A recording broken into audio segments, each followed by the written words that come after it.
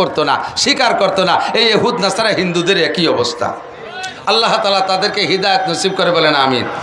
এখন কোরআন শরীফের পরে আর কোনো কিতাবের দরকার আছে নাকি? আমার নবীর পরে আর কোনো নবীর দরকার আছে? শুধু গোলাম আহমদ কাদিয়ানির একটু দরকার, কথা কয় না? গোলাম আহমদ কাদিয়ানি কি নবী না কাফের? যারা তারে কাফের বলতে একটু কৃপণতা করে চিন্তা করবেন যে সবাই তো করছে, আমি ফাঁকে চুপ করে বসে থাকি। তাও আপনি আশুকুত নিসফুর রেজা, চুপ থাকা সমর্থনের লক্ষণ। আর যাদেরকে অনুরোধ করতেছি যে গোলাম আহমদ কাদিয়ানি এবং কাদিয়ানি গ্রুপে কাফের ঘোষণা দিয়ে দেন, কাফের বলে স্বীকৃতি দিয়ে দেন যে তারা কাফের।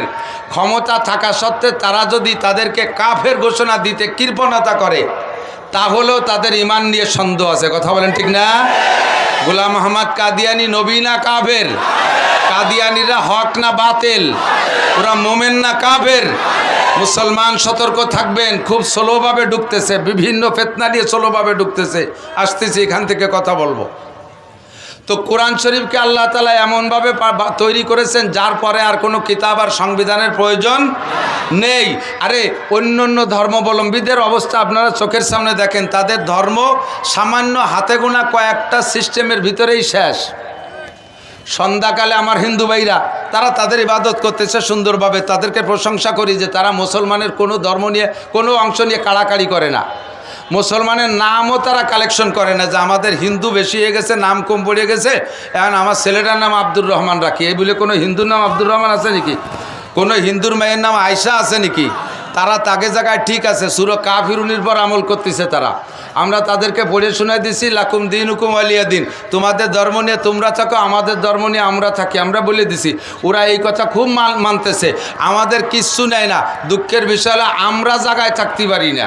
আমরা মুসলমানের সন্তান হইয়া ছেলের নাম গোপাল আছে না নাই? মুসলমানের ছেলের নাম জন্টু, জন্টুওয়ালারা কি করবেন তাল্লাই জানে। মুসলমানের ছেলের নাম প্রিন্স, কলিন্স, রাজীব। রাজীব তো হজরত মৌলানা রাজীব। রাজীব কি? গান্ধী। রাজীব ইন্দিরা গান্ধীর ছেলে রাজীব, মুসলমানের ছেলের নাম রাজীব। ক্লিন্টন মুসলমানের ছেলের নাম আছে না নাই? প্রিন্স আছে না নাই? এগুলো কি মুসলমানের নাম? বলতে গেলে ওদিকে সময় নষ্ট হয়ে যাবে বেশি। তো বলতে চাইছি যে তারা তাদের ধর্মকে জাগায় রাখছে, কিন্তু আমাদের ধর্ম থেকে কিচ্ছু তারা নেয় না, আমরা রাখতে পারি না। আমাদের সাথে হিন্দু ভাইরা বিশ্ব ইজতেমায় যায় না, আমাদের সাথে হিন্দু ভাইরা চরমোনায় যায় না, আমাদের সাথে একজন হিন্দু উমরায় যায় না, আমাদের সাথে একজন হিন্দু হজে যায় না, আমাদের সাথে একজন হিন্দু তবলিগি যায় না, আমাদের সাথে একজন হিন্দু শবে কদরে লাইলাতুল কদরে মসজিদে আসে না, আমাদের সাথে একজন হিন্দু ভাই যত মহব্বত জুমুদ্দিন নামাজ পড়তে আসে না, আমার সাথে মহব্বতের সাথে কোনো হিন্দুর ছেলেবেলে আমাদের মাদ্রাসায় ভর্তি করে না, পড়াতে দেয় না। বলে আমি হিন্দু আছি, থাকি ফাঁকে আপনাকে কোরআন শরীফটা একটু বলবো, বলেও ভর্তি আসে না। কথা বলেন আসে? জোরে বলেন আসে? তা আমরা মুসলমানরা ওলাকান্দি তো কেউ যায় না, তাহলে কথা কয় না? বলমারির মুসলমানরা ওলাকান্দি তো যায়ই না। যায় দুর্গা পূজায় যায়, কালী পূজায় যায়, লক্ষ্মী পূজায় যায়, সরস্বতী পূজায় যায়, হিন্দু বাড়ির লাড্ডু খায়। কথা কয় না? খায়। একজন হিন্দু রেদে কুরবানির গোশত খাওয়াতে পারছেন কোনো দিন? লাকুম দিনুকুম ওয়ালিয়া দিনের পর ওরাই আমল করে, আমরা পারি না, ঠিক না? তাদের ধর্মীয় আমল অনেক কিছু না। সন্ধ্যাকালে আঙ্গুল মুখের মধ্যে ঢুকোই দিয়ে একটু উলুধ্বনি দেয়া, সকালবেলা ঘুমের তো উঠে গরুর সনার সাথে গোবর চটকাইয়া এর বাড়ি ভরে একটু ছিটাই দিলি, বাড়ি বাক হয়ে গেল।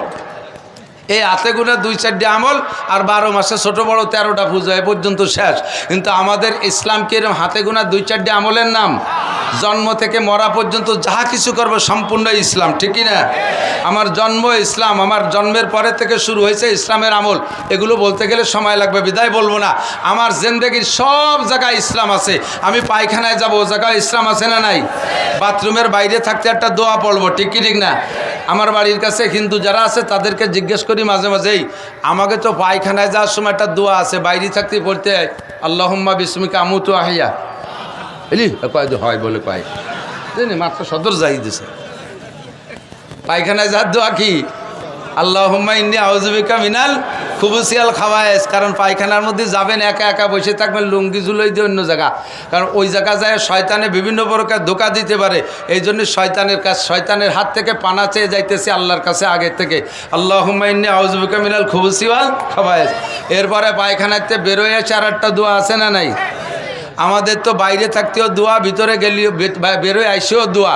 তোরা পায়খানায় যাওয়া আসার পথে কি কি দোয়া পড়িস? কয় যে আমাকে কোনো দোয়া দুরুদ নাই। আমরা বললাম যে আমরা তো খানা খাওয়ার শুরুতে পড়ি বিসমিল্লাহি ওয়া আলা বারাকাতিল্লাহ, খানা খেয়ে শেষ করে পড়ি আলহামদুলিল্লাহ, মাঝে লবণ মুখে দেওয়ার সময় আমরা পড়ি হানি আম্মারিয়া, পানি খাওয়ার পরে কই সাকাহুম রব্বুকুম শারাবান তাহুরা, মাঝে মাঝে পড়ি লাকাল হামদ ওয়া লাকাশ শুকর। তোরা খাওয়ার মাঝে মাঝে এইগুলো কি কি পড়িস? কর কিচ্ছু পড়ি না। এক যুবক বলতেছে, হুজুর আমরা এক ম্যাচে থাকি 8-10 জন, তার ভিতরে আমরা 8 জন মুসলমান আর এই হিন্দু, বলতেছে হিন্দু, যে 8 জন মুসলমান আর 2 জন হিন্দু। হিন্দু যুবক বলতেছে যে আমরা 10 জনের 8 জন মুসলমান আর 2 জন হিন্দু, যেহেতু আমাকে 8 জন মুসলমান সংখ্যাগরিষ্ঠতার দিক তাকাই আমরা কখনো শুয়োর কুত্তমুত্ত কাসিম টাসিম এগুলো আনি না, ওই মুসলমানকে আনা গোস্ত মুরগি টুরগি এগুলোই খাই। বাকি খাওয়ার সিস্টেম আজীব কারবার।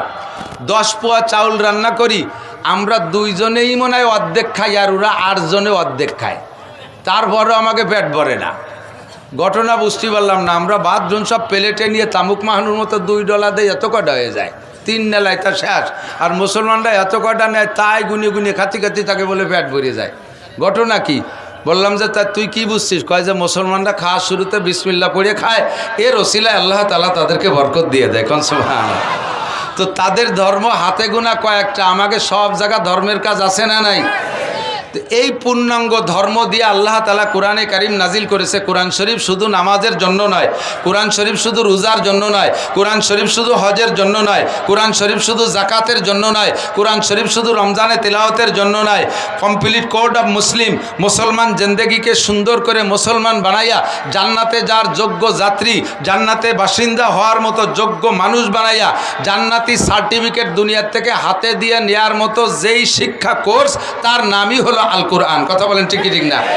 তো এই কোরআন শরীফটা আল্লাহ তাআলা আদম আলাইহিস সালামের কাছে যদি দিতেন, তাহলে মাঝখানে এই 303 আর বাকি 103 খান লাগতো না। কথা খেয়াল করতেছেন না মনে হয়? ছোটরা মুড়ামুড়ি হরিস কেন? যা ওয়াজ করবে একটু পরে আবার শুনুন লিখবেন দেশ কিনে। আমি বক বক করতেছি খালি খালি নাকি? আশাবা সগীরা ওয়া আফনাল কবির কাররুল গদাতে অমারুল আশি। আরে আমাদের আগে এক শ্রেণীর মুরব্বীরা চলে গেছে, তারপরে সেকেন্ড ক্লাসে মুরব্বিতে আসি। বর্তমানে আমরা আদা পাকা আদা কাঁচা, আমরা এক সময় থাকবো না, এরপরে আসবি তোরা। এখন থেকে যদি শুনে মুখস্থ না রাখিস, পরে গাইয়ে খাবি কি? পড়াপড়ির দিন শেষ, মোবাইলে সব পাইন মেরে দিছে, লেখাপড়া সব শেষ। কথা কর না কে? এখন শোনা উঠলো, একটু শুনে মুখস্থ রেখে তাই ধুয়ে মুছে খাতি পারবা, একটু খেয়াল শোনো। তো কোরআন শরীফ খানকে আল্লাহ তাআলা আদম আলাইহিস সালামের কাছে দিলে বাকি 103 খান কিতাব লাগতো না। এটা তো পরিপূর্ণ ইসলামী কোর্স, ঠিকই না? তো আল্লাহ তাআলা কোরআন শরীফ ওসমা না দিয়ে এই নামি কাতারি শেষমেশ দিলেন কেন? প্রশ্ন একটু আসে না নাই? কথা বলেন। তো এই প্রশ্নের জবাব হলো, যে জামানার মানুষ যেমন সেই জামানার জন্য আল্লাহ তাআলা নবী পাঠাইছে তেমন, যে জামানার মানুষের যোগ্যতা যেমন সেই জামানার জন্য কিতাব প্রয়োজন মনে করে আল্লাহ তাআলা সেই রকম কিতাব পাঠাইছে। ক্লাস 1-এর ছাত্ররে এম-এর বই দিলি বসবে? এম-এ ক্লাসের ছাত্ররে 1-2 বই ভর্তি দিলি বলবে? সে তাতে তার চাহিদা মিটবে না। আদম আলাইহিস সালাম থেকে নূহ আলাইহিস সালাম পর্যন্ত প্রাইমারির যুগ চলে গেছে। সে সময় যতটুকু বইয়ের দরকার আদম আলাইহিস সালামকে আল্লাহ তাআলা দিয়েছিলেন। মানুষের যোগ্যতা যেমন কিতাব ছিল সেরকম। নূহ আলাইহিস সালাম থেকে ইব্রাহিম আলাইহিস সালাম পর্যন্ত মানুষ প্রাইমারি পার হয়ে হাই স্কুলে ঢুকছে, যোগ্যতা বেড়ে গেছে, ছাত্রর কোয়ালিটি খুব মোটামুটি একটু ভালো কোয়ালিটি, তার ভিতরে আন্তর্জাতিক খ্যাতিসম্পন্ন দামড়া নমরুদ পয়দা হয়েছে। ওরে এই প্রাইমারির বই দিয়ে হবে না, বিধে আল্লাহ তাআলা শিক্ষক পাঠাইছে তার জন্য ইব্রাহিম আলাইহিস সালামকে, আর তার সাথে কিতাবও দিয়েছে সেই রকম কিতাব। এবার ইব্রাহিম আলাইহিস সালাম নমরুদরে পড়াইতে পড়াইতে আস্তে আস্তে চলে গেছে প্রায় 1000 বছর। এর মধ্যে ছাত্রর যোগ্যতা বাড়িয়ে গেছে, ওরা হাই স্কুল থেকে কলেজে চলে গেছে। এই ছাত্রকে আবার ওই কিতাব দিয়ে হবে না, এই জন্য তার চাইতে বেশি শক্তিশালী শক্ত কিতাব দিয়ে আল্লাহ তাআলা জাইদুল নবী একজন মুসা আলাইহিস সালামকে দিয়ে পাঠাইছে। ছাত্রর কোয়ালিটি মিস্টার ফেরাউন, মিস্টার হামান, মিস্টার কারুন, এই সমস্ত জাইদ্রেল কলেজে বিশ্ববিদ্যালয়ের ছাত্র, কলেজের ছাত্র, এদেরকে সোজা করার জন্য যেমন বইয়ের দরকার সেই কিতাবখানার নাম তৌরাত। 1000 পারা, 10 লক্ষ আয়াত। নবী পাঠাইছে মুসা আলাইহিস সালামকে, যার হাত ফিরাউনের সামনে ধরলে সূর্যের চাইতে জ্বলে উঠতো, তাকায় থাকতে পারতো না। হাতের লাঠিটা ফেলে দিলে 3 কিলোমিটার লম্বা একটা সাপ হয়ে যেত, ফিরাউনের বংশ ধরে ধাওয়াইয়ে সাগরে নামায় দিত। যার হাতের লাঠির বাড়িতে নীল নদের ভিতরে 12টা রাস্তা হয়ে যায়, এমন যোগ্য নবীর দরকার। আল্লাহ তাআলা সেই কিতাব দিয়ে সেই নবীকে পাঠিয়েছে। কথা বলুন ঠিক কি ঠিক না? এরপরে ছাত্রর যোগ্যতা আরও বেড়ে চলে গেছে। এবার ছাত্র চলে গেছে বিশ্ববিদ্যালয়। এই বিশ্ববিদ্যালয়ের ছাত্রদেরকে তৌরাত কিতাব দিয়ে তৃপ্তি হবে না বিধায় আল্লাহ তাআলা নিজ হাতে বাপ ছাড়া নিজের পক্ষ থেকে রুহু দিয়া হযরত ঈসা আলাইহিস সালাতু ওয়াস সালামকে পাঠিয়েছে মারিয়াম আলাইহিস সালামের পেটে। কিতাব দিয়েছে তাকে ইনজিল কিতাব। এই কিতাবও যথেষ্ট কঠিন, যেটা বিশ্ববিদ্যালয়ের ছাত্রদেরকে তৃপ্তি দিতে পারে। ছাত্র যেমন তার জন্য কিতাবও তেমন। চলে গেছে 570 বছর, এর ভিতরে ঈসা আলাইহিস সালাম চলে গেলেন। ছাত্র যোগ্যতা আরও বেড়ে গেছে। ছাত্রর নাম আবু জাহেল, ছাত্রর নাম আবু লাহাব, উতবা, সাইবা, ওলিদ ইবনে মুগিরা, আবু সুফিয়ান, ওমর, আবু বকর, উসমান, আলী, তলহা, জুবায়ের, বেলাল, আম্মার, সোহেব, আব্দুর রহমান ইবনে আবি বকর, আব্দুল্লাহ ইবনে ওমর, সালমান ফারসি, আব্দুল্লাহ ইবনে সালাম রাদিয়াল্লাহু আনহুম আজমাইন। এরপরে আসছে পরবর্তীতে, এখন আস্তে আস্তে ছাত্রর যোগ্যতা হয়েছে যারা নিজেরা আকাশে উড়তে পারে, বডির সাথে মেশিন লাগায় নিজে ওড়ে, চাঁদের দেশে যায়, মঙ্গল গ্রহে যায়। এই সমস্ত তেজি ছাত্রকে ওই আগের বই পুস্তক পড়াইয়া আগে তৃপ্তি দেওয়া যাবে না। এই জন্য আল্লাহ তাআলা এমন একটা কিতাব পাঠিয়েছে যেই কিতাবের সামনে আর হা করার উপায় নাই। তার জন্য উস্তাদ একজন বাছাই করেছে, লাউলাহু মা খালাকাল আফলাকা খালিকুহা লাউলাহু মা খারাজাল ইনসানু মিন আদামি বাদে খুদা বুজুর্গ তুই কিসসা মুক্তাসার। এমন একটা ব্যক্তিকে উস্তাদ বানাইছে, যেই ব্যক্তিকে আল্লাহ বলেছে তুমি বলে দাও বইস্তু মুআল্লিমা, আমাকে আল্লাহ উস্তাদ হিসেবে পাঠিয়েছে। কিয়ামত পর্যন্ত যত বড় শিক্ষিত পণ্ডিত আসুক না কেন, আমার নবীকে একটা অক্ষরের শিক্ষা দেওয়ার যোগ্যতা নিয়ে আসতে পারবে না। যত বড় পণ্ডিত আসুক, আমার নবীর সামনে ছাত্র হয়ে বসে থাকা লাগবে। কথা বলেন ঠিক ঠিক না? এজন্য যেমন নবী যেমন উম্মাদ সেরকম উস্তাদ, সেরকম কিতাব দিয়ে আল্লাহ তাআলা পাঠিয়েছে। এর ভিতরে কোনো তা কম নাই, কোনো তা কম নাই। কোনো জায়গায় একটু ফাঁক নাই, সেই জায়গায় একটু আঙ্গুল ঢুকবা। কোনো জায়গায় একটু বেশি নাই, সেইটুক কাটিয়ে দিয়ে খাটো করবা। আমার কোরআন হলো জামে ও মানে, জামে ও মানে। জামে বলা হয় যা কিছু দরকার সব আছে, মানে বলা হয় ভিতরে ঢুকানোর মতো কোনো ব্যবস্থা নাই, সব দিয়ে পরিপূর্ণ আছে, ওর ভিতরে ঢুকানোর কোনো প্রয়োজন নাই। ঠিক কি ঠিক না? কোরআন শরীফের কোনো একটা আয়াতকে বাদ দেওয়ার দরকার আছে আপনাদের মাথায় পড়ে? আরে কথা কয় না। এই আয়াতটা কোরআন শরীফের এই জামানায় চলে না এরকম বলার কেউ আছেন নাকি? আর কোরআন শরীফের কোনো জায়গা কম আছে আর একটু ঢুকোতে হবে, এই বুদ্ধির কেউ আছেন নাকি? মিস্টার গোলাম আহমদ কাদিয়ানি কয় কোরআন শরীফ ছিল 40 পারা, মুহাম্মদ সত্য নবী, তার কাছে দিয়েছে আল্লাহ 30 পারা, আর 10 পারা রেখে দিয়েছে আমার জন্য। ওর কাছে বলে সেই 10 পারা নাজিল করছে। তো কোরআন শরীফের সেই 10 পারা আলা, কোরআন শরীফ 40 পারা। কোরআন শরীফ কেউ দেখছে নাকি কোনোদিন? জীবনেও কোনোদিন শাল কাঠের সাথে মানদার কাঠ মেশে না। ঠিকই ঠিক না? কোরআন শরীফের শাল্লোহা কাঠের সাথে তোমার ওই 10 পারা মানদার কাঠ ও কোনোদিনও মিশাতে পারবি না আল্লাহর রহমতে। আর এর হেফাজতের দায়িত্ব নেছে কে? জোরে কোন কে? আল্লাহ বলেন ইন্না নাহনু নাযালনা যিকরা ওয়া ইন্না লাহু লাহাফিজুন। আগের কিতাবের হেফাজতের দায়িত্ব আমি নেই। আমি জানি ওগুলো বাদ দিতে হবে, কাজে তার হেফাজতের দায়িত্ব নেই। তার উম্মতরা ওটা নষ্ট করছে, আমি একটু বাড়াদারি করি নাই। কিন্তু কোরআন শরীফ নাজিল করেছে আমি, এর হেফাজত আমি করব। আরে লেখা কোরআন পড়াবি, লেখা কোরআন গায়েব করে দিবি, কিন্তু সিনার মধ্যে যে কোরআন আছে এই কোরআন কি এই কোরআন কি পড়ানোর কোনো উপায় আছে? বর্তমানে বিশ্বে 2.5 কোটির উপরে হাফেজে কোরআন। জোরে কন্যা সুবহানাল্লাহ। ইটালিতে এক ডিস্ট্রিক্ট ইনচার্জ, তাকে কি বলে? District commissioner, DC. আমাদের বাংলাদেশে ডিসি বলে, ওখানে কি বলে তা জানি না। আমি গল্প শুনেছি, যার সাথে ঘটনা সেই আমাকে বলেছে যে হুজুর আপনি এই কথাটা বলবেন, আপনার খেলাফতি দিলাম। তো ডিস্ট্রিক্টের ইনচার্জ ডিসি সাহেব ওনাকে বলছেন যে আমি নিজে খ্রিস্টান, এই মুহাব্বতের সাথে খেয়াল করেন, আমি নিজে খ্রিস্টান, তবে আমার একটু শখ জাগছে 4 ধর্মের বিতর্ক অনুষ্ঠান করব।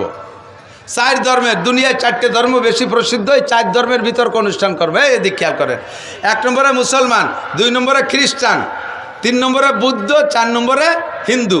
এই 4টে ধর্মের আমি বিতর্ক অনুষ্ঠান করব। তো ডিসি সাহেবের ডিসি কোর্টের ভিতরে এই অনুষ্ঠান।